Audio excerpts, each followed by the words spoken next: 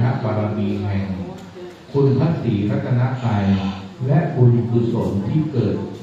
จากธรรมะสวนาใหม่การฟังธรรมนี้ขอจงมารวม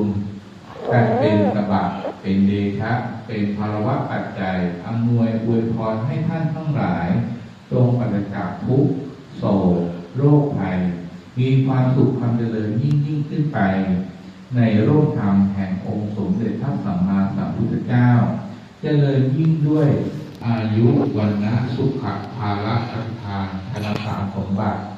ปรารถนาสิ่งใดที่เป็นไปด้วยชอบประกอบด้วยธรรมขอให้ความปรารถนานั้นจงพันสำเร็จจงพันสำเร็จรับประทานแสดงพระธรรมเทศนาในสังวรประทานคาถาว่าด้วยความเพียรระวังไม่ให้บาปอกุศลธรรมเกิดขึ้นก็พอสมควรแก่เวลาที่ขอสมมุติยุติลงคงไว้แต่เพียงเท่านี้เอวังก็มีด้วยประการฉะนี้